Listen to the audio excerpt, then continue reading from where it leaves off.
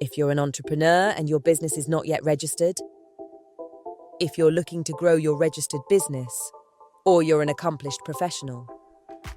Our Elevate program supports you with access to finance, access to markets, access to capacity building. Sign up now or refer a friend at ecobank.com/elevate. Elevate by EcoBank. A better way, a better Africa.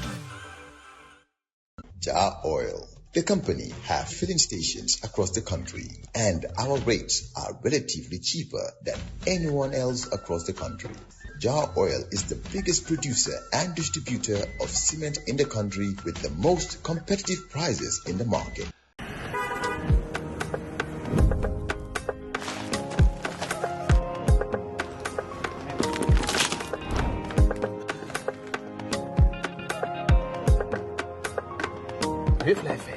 Santa yàlla.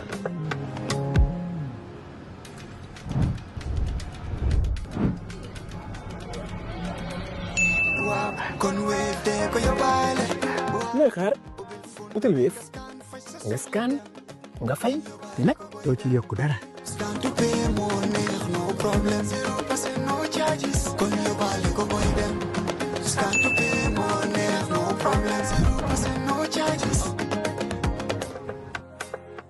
On Thursday, the 27th of August 2026, you're with Coffee Time with Peter Gomez. We're live on FM 92.1 megahertz to listeners in this country. Globally, our audience is getting us on www.wcr.gm. Later on, of course, you can enjoy us on YouTube. It's 8:52, 8 minutes to 9 o'clock. Essa Faal is back with us on Coffee Time. He's the leader of APP Sobea. Essa, good to have you back. Thank you, Peter. Thank you for having me. Since we last spoke, the political landscape has continued to move. We have a new opinion poll. Alliances have become clearer. The UDP has celebrated 30 years. And your own appearance at that celebration has generated a fair amount of discussion. Let's just put it that way. So this morning, I want to do three things with you. First, the numbers. What does the Gambia Participates poll tell us about the electorate and about your own political prospects? Second, the perception. You attended the UDP's 30th anniversary celebration, and some people interpreted your presence as an endorsement of the UDP-led Gambia First coalition. I want you to tell us plainly whether that interpretation is correct. And then third, the bigger political picture. Where is the Gambia heading? What is happening within the opposition, of which you're a part? And where does APP Sobea see itself in the contest for State House? So let's start with the poll. What was your immediate reaction when you saw the latest Gambia Participates poll? Thank you, Peter. You always have a way of bringing out the most pertinent and also the most difficult questions. Maybe you prepare more for Essa than for anybody else. Yeah, but the questions... Whoever hosts Essa should make sure that they prepare well. Well, thank you very much. Peter, I was never surprised by the Gambia Participates poll. Oh. Never surprised. Why? I knew the result very much in advance because that was not the first time I ever saw a Gambia Participate poll in which I was featured. Remember that round one, they did a round one in which I was also polled. And round one seemed to have had an objective of painting a particular individual as the most likely candidate who could either lead a coalition or win. Was that Hussein Dabo? No. Of course, it's Talib Bensouda, because if you looked at it, that was the poll that suggested that 55% of Gambians preferred Talib over lawyer Hussein Dabo for UDP leadership. And in that poll, it was suggested that 55% would support Essa, Talib, and Kande in one coalition. You remember, it was very sensational. But that poll gave me 3%. Only 3? Only 3%. Okay? Yet it recognized your leadership. But what happened was, there was this Gambian data scientist called Tuba Mari, We had him on the program once. who analyzed the material and say, hang on, the truth about the poll is buried in the detail and they're not talking about it. He said the truth about the poll is that Essa is the leading candidate. He's the front runner. And he brought out the numbers as per Gambia Participates poll itself. I was leading in West Coast with 18%, leading in KM with 21%. Leading in KM? Yes, When with Talib 21%. When Talib was part of this survey? Yes, Talib was 15% in KM. I was 21%. Oh, wow. 18% in West Coast, Birkama. Came first West Coast, came first KM, came second Janjambure, came second Mansakonko. Oh, wow. Tuba brought it out and said Essa is the front runner and nobody could dispute it. So I'm not surprised they're coming out with the same stuff again. This time they're giving me 3% again. Look behind the objective. The first instance, who was propped up as the best candidate, it wasn't Essa, even though clearly, according to Tuba, according to the raw data, Essa was leading. But it was someone else who was put there as the most viable candidate. This time around, the same thing almost happened. But the last time, they were criticized sharply. This time, they're not putting out Talib as the front runner, but they're putting him somewhere very close. Yeah, well. You know, Behind- because... Behind Hussein Udabo and the president. But right? very, very close. And Essa almost disappeared from the scene. But the last time it was like that, if it was not for Tuba, people would have thought that Essa is gone. It's the same shenanigans that is happening again now. Let me ask Gambians one question. All politicians featured in the poll, or not featured, criticized the poll, except for one entity.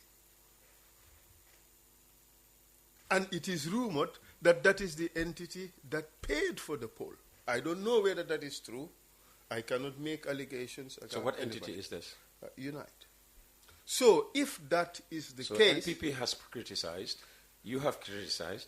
We just heard Doi. We just heard Doi a short while ago on Coffee Time on this very program, Exactly. criticizing. UDP criticized. Okay. Everybody criticized the poll. And you're saying only Unite has yet to Well, criticize. I saw that they celebrated it. Or they celebrated it. Yes. Okay. And it is rumored that they paid for the poll. I don't know whether that is true. But put together the dots.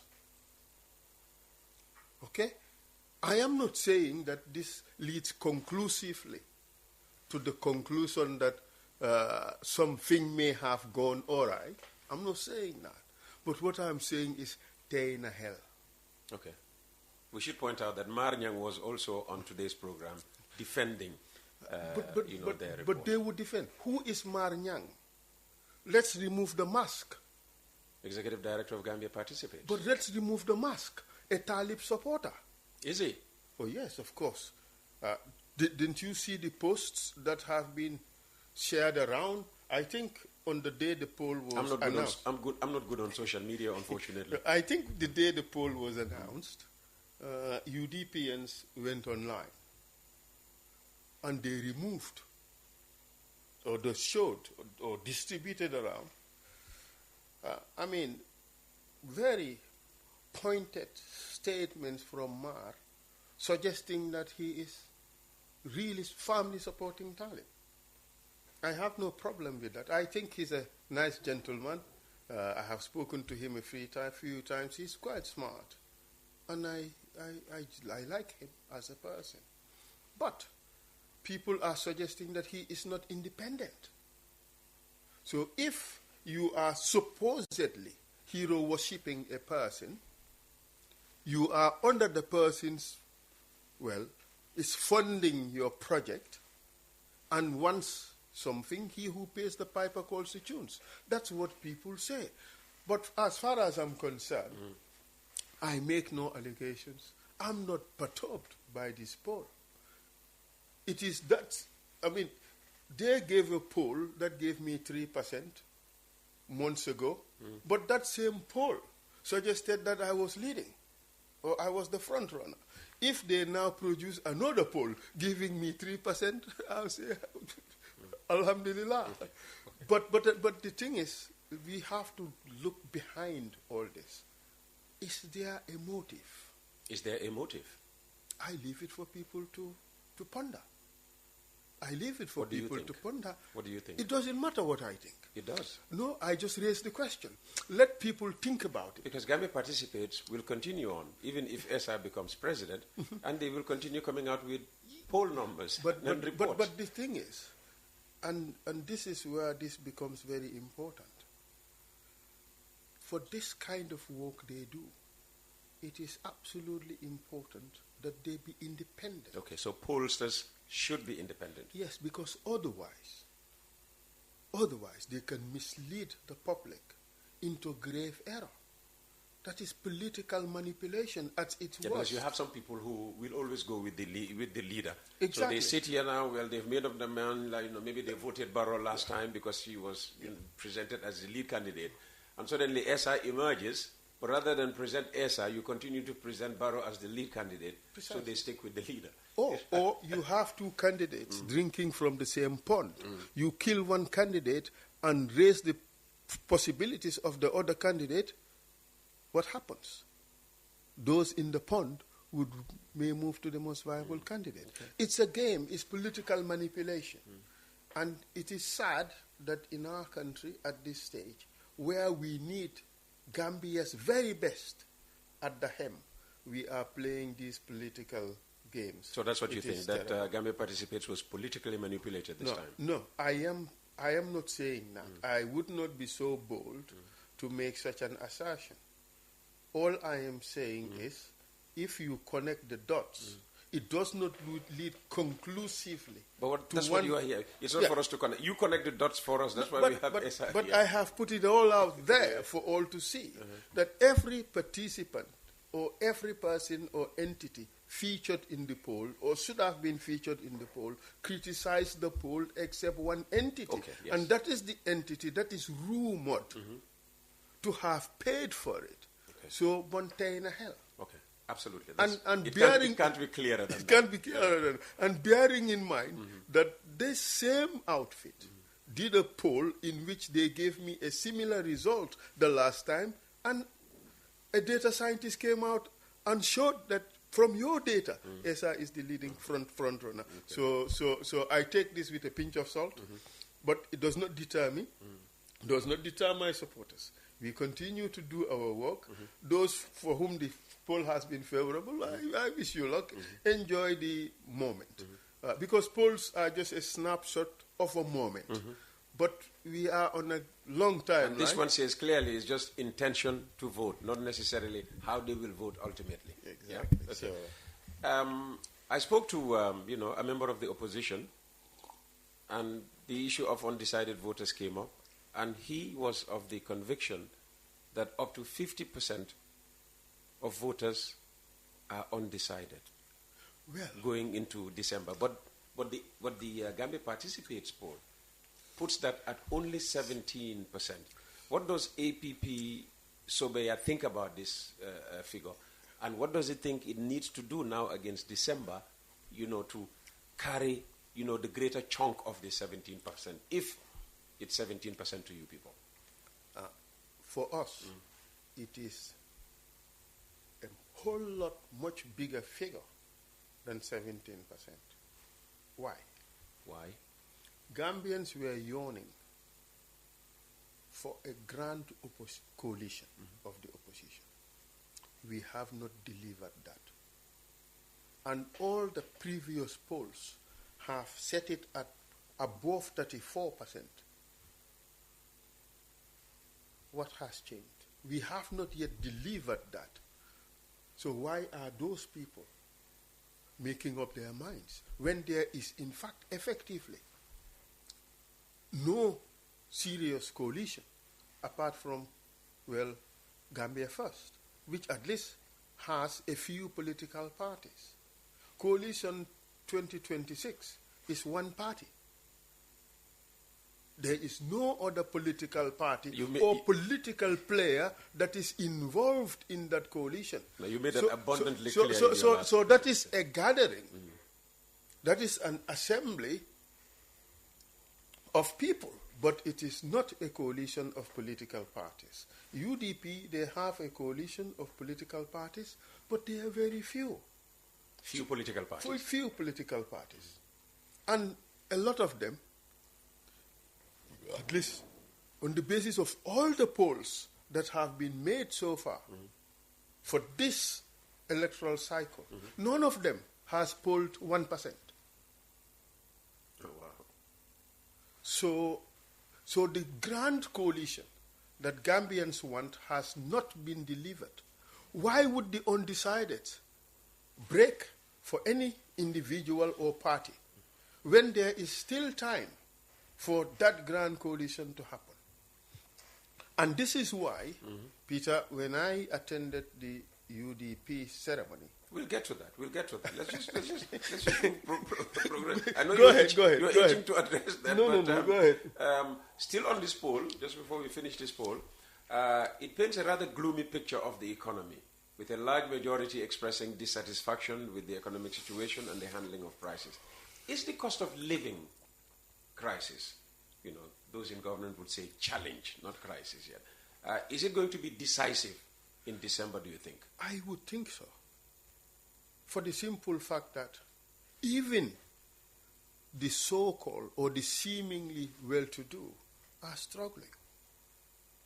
This is a very difficult moment for this country. Prices are on the rise on the daily basis.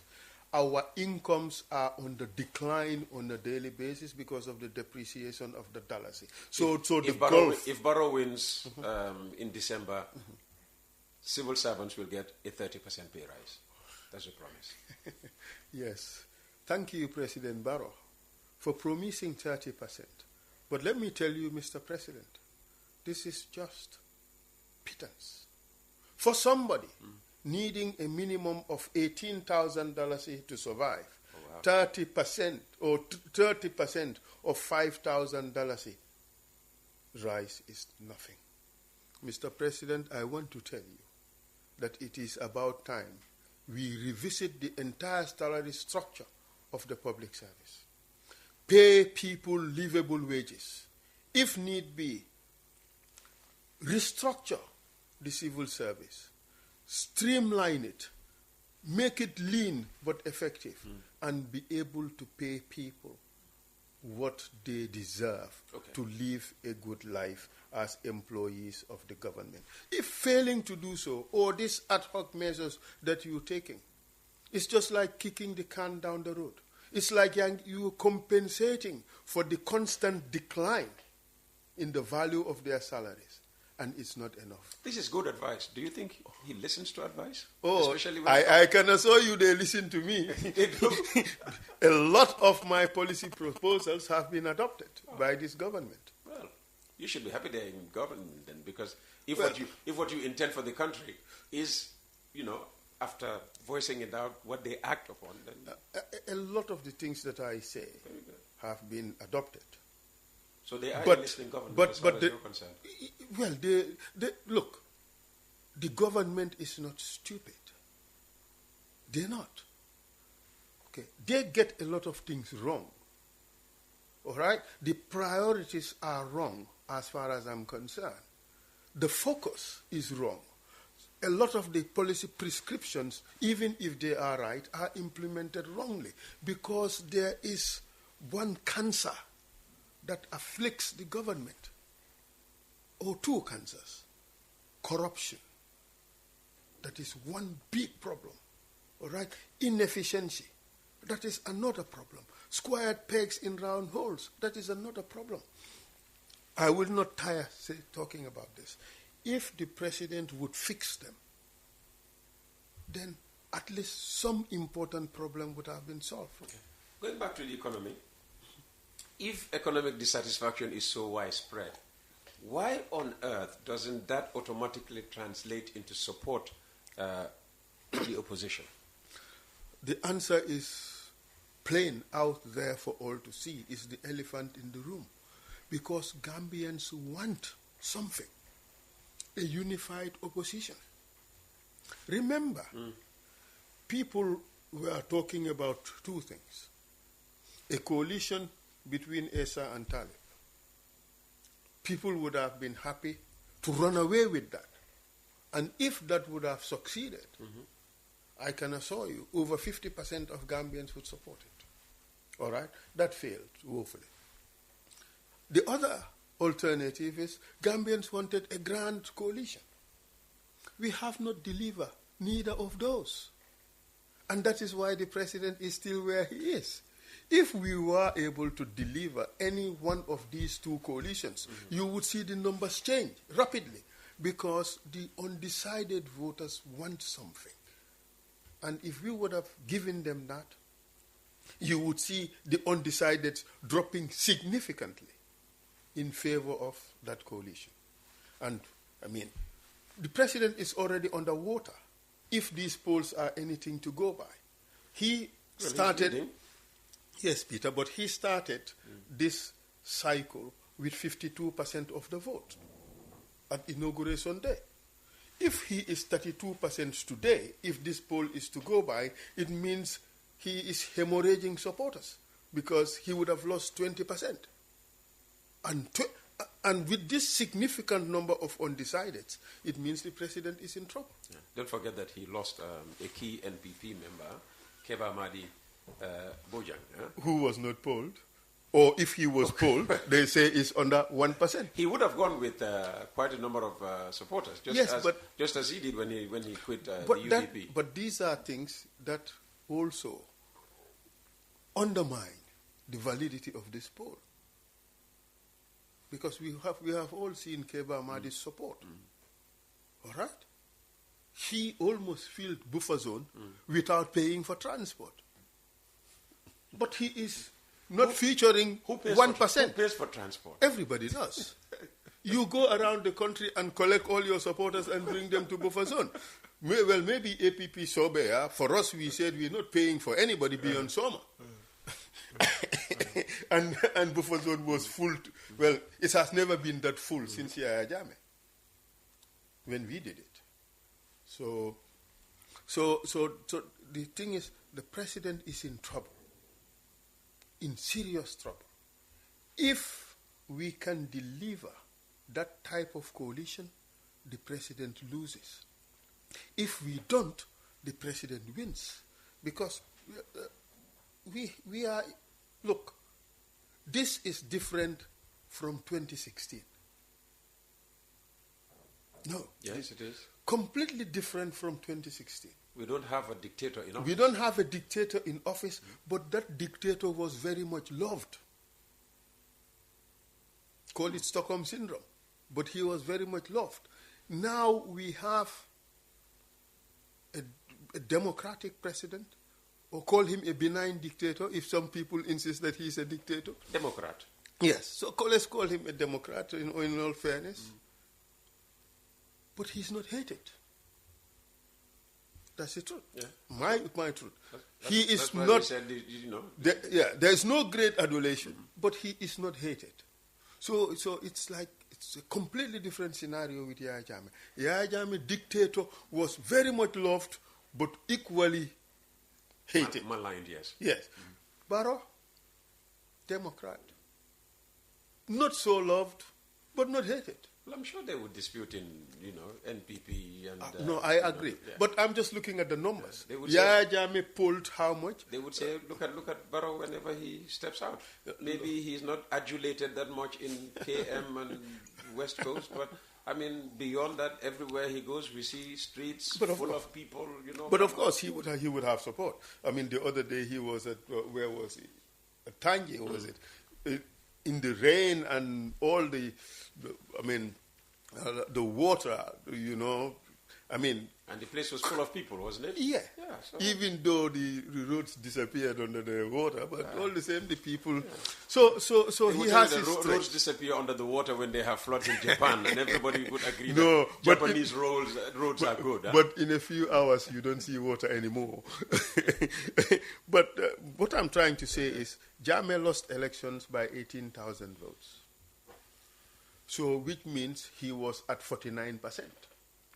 Or thereabout, okay, okay, minus the 10% or 17% Kande had, so what would be left would be 83. So you divide it between the two. So he must have been, say, around 41%. Cool.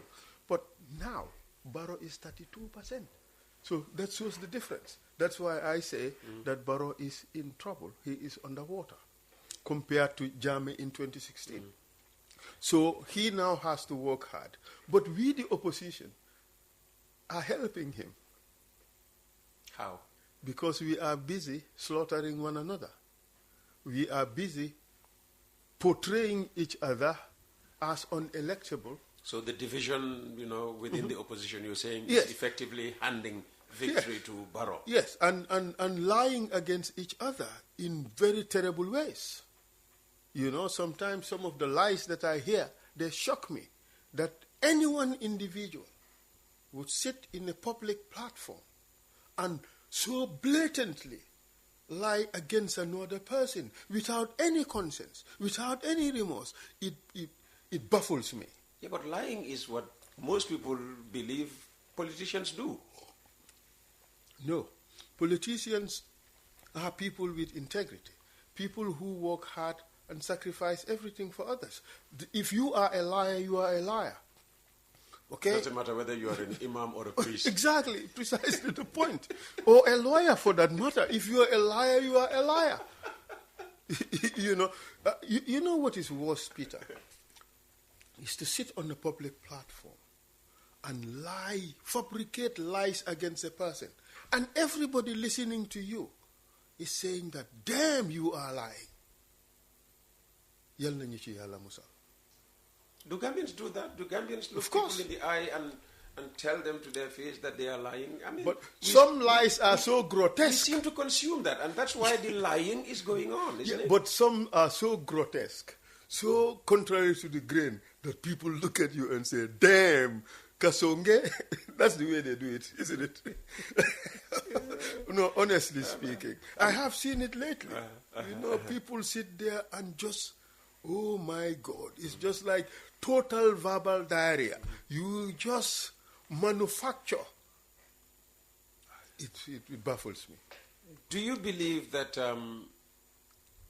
Well, you hinted at it. You because you said at the beginning of this conversation that Gambians were yearning for a grand opposition coalition, which hasn't happened. But you seem to hold up some hope that between now and December something to that end could happen. Do you really believe that the opposition could finally come together just in time for the poll in December? I am pragmatic, not necessarily overly optimistic, but it can happen. Coalitions that deliver the sweetest victory often happens very late in the day. How does it? Because it puts the other side in total disarray. I know it happened in 2016. Yes. Something that was never thought possible Yes. can just happen out of the blue. Look, politicians are human beings, and a lot of them are very transactional. So they would sit and look at the situation and say, okay, let's eat humble pie and do something. Okay. So all these things can be possible. I don't rule them out. You are not yet part of any coalition arrangement. Of course, you're in alliance with Sobeya, not so? So it's APP. No, we have a merger of a number of political parties. Oh, or number of political So there's more than entities. APP and Sobeya? Yes. Oh, okay. Why are the others not not featuring? No, because they have merged. They have merged with okay, us. Okay. You have GNDP. Okay. You had, that's a political party that was to register, but they decided, okay, they would come and throw their lot for APP Sobea. You have Gambia Reform and Change Party. The entire executive came to us. So, okay, one of them left, but we still have the others. And there were a few other groups not registered. So where you don't join Gambia First Coalition, or I think there's another one they say is on the way coming? Yes, lots of coalition talks are happening still. Ultimately, if you don't join any of these coalitions, do you think Essa by Faal, APP Sobea can go it alone and win in December? We can go it alone. Peter, I am the Secretary General and flag bearer of the party. I cannot be so arrogant as to think or suggest to anyone that I make all the decisions in this party. This is a very well-structured political party with highly accomplished individuals, top-notch intellectuals at mind-boggling. Just take an example.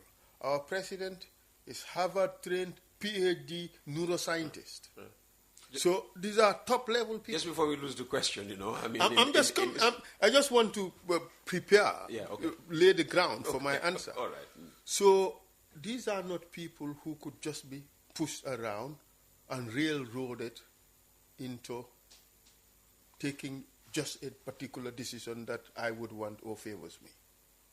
Myla Toure, for instance, in Rhode Island, ran the second in command for the Board of Education of Rhode Island with a budget of over $500 million.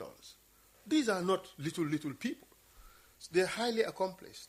So in Sobea, we make decisions through consultations and with empirical means. We look at everything, study everything, and make what we call the best decision. We don't necessarily always get it right, but the process is good. So these are not going to be my decisions.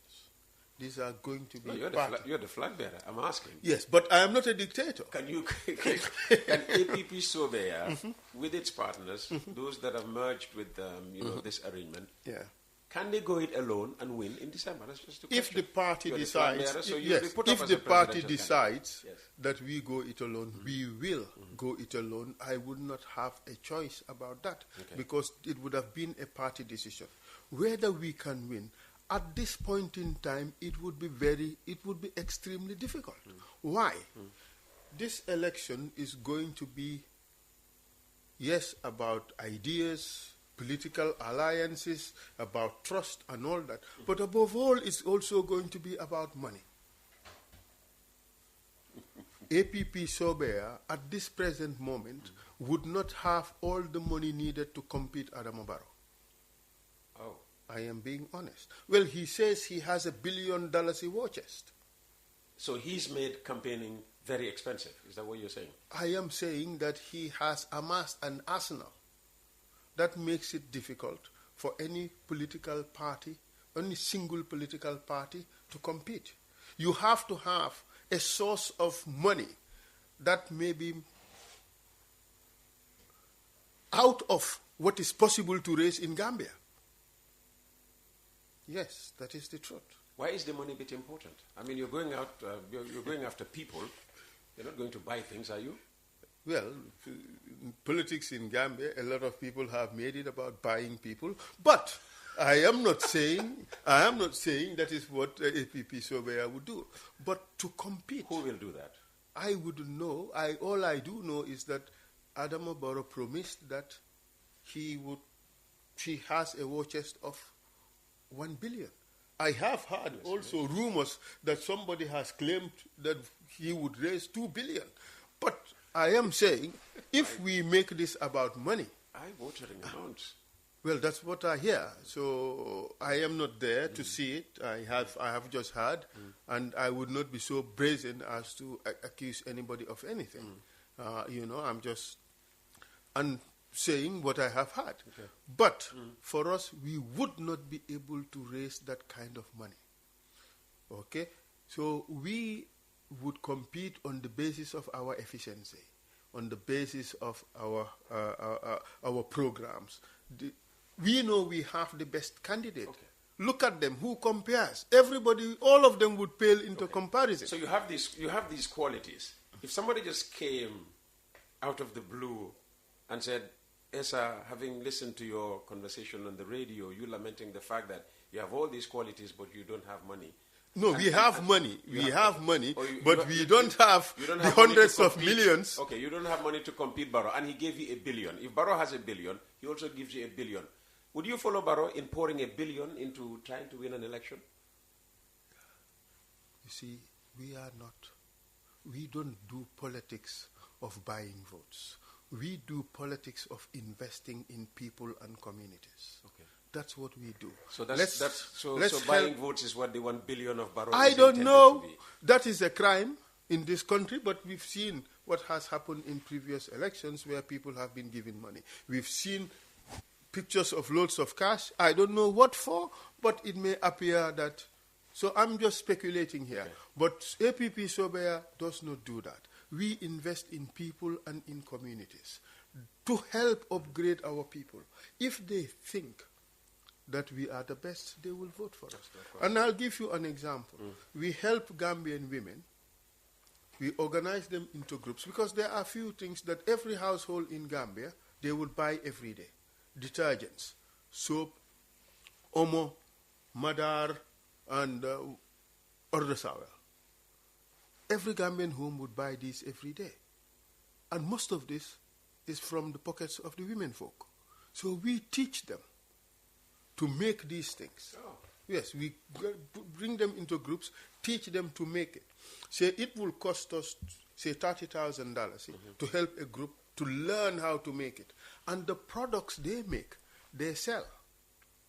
And then they have seed money to keep replicating it. This is what we do, is investing in communities. And we teach other things also. Yeah. So if we were to have $1 billion, that's what we would do. But, Peter, if anybody would show up and offer me $1 billion, you have 1 billion questions to answer. Oh. Yes. You just won't stretch your hands and accept $1 billion gratefully. $1 billion? Yeah.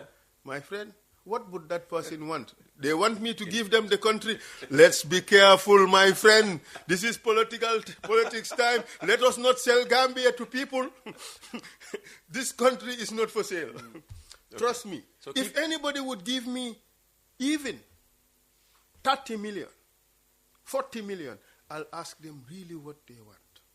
In return. Because, my friend, that's a huge investment. Absolutely. On Thursday. But it would not be surprising that a lot of people, that some people would give that kind of money because they want to buy Gambia.